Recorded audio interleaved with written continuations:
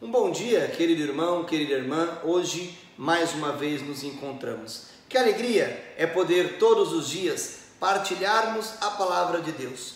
Todas as manhãs, podermos sentir o chamado de Deus para a nossa vida. Sentir que Jesus Cristo nos convida para a reflexão da sua palavra. E não somente a reflexão da sua palavra, mas Jesus Cristo nos convida a viver a sua palavra, a transformar a nossa fé em vida e fazer da nossa vida atitudes cotidianas de fé. Por isso, mais uma vez, queridos irmãos e irmãs, eu me alegro de poder partilhar contigo, neste momento, a palavra que Deus hoje dirige a cada um de nós. O evangelho de hoje está em Marcos, capítulo 2, versículos 13 a 17. Naquele tempo, Jesus saiu de novo para a beira-mar. Toda a multidão ia ao seu encontro e Jesus os ensinava.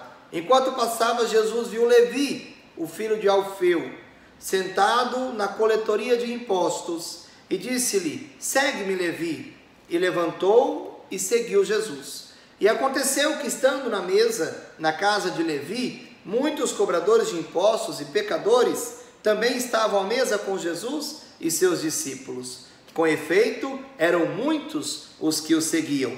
Alguns doutores da lei, que eram fariseus, viram que Jesus estava comendo com pecadores e cobradores de impostos. Então, eles perguntaram aos discípulos: "Por que ele come com cobradores de impostos e pecadores?"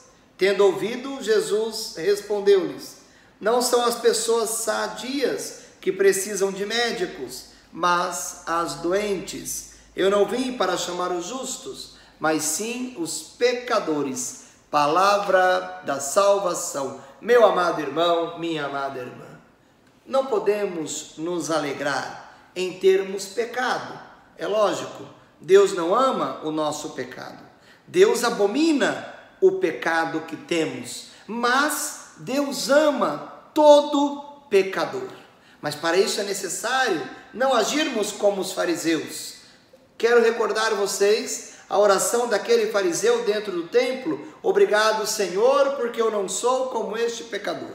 Hoje, mais uma vez, o Evangelho nos apresenta esta atitude dos fariseus, que chama a atenção dos discípulos de Jesus para dizer: "O vosso mestre come, senta à mesa com pecadores, com cobradores de impostos." Assim também, queridos irmãos e irmãs, muitas vezes, cada um de nós, eu e você, nos colocamos acima das pessoas. Quantas vezes, meu querido irmão, minha querida irmã, eu e você nos colocamos como juízes das pessoas. Sentamos em cima do nosso pecado, sentamos em cima dos nossos limites e passamos a apontar o pecado das pessoas. Apontamos o pecado da nossa família, apontamos o pecado do nosso vizinho. Na igreja, apontamos o pecado do padre e o pecado de todo mundo que está na igreja.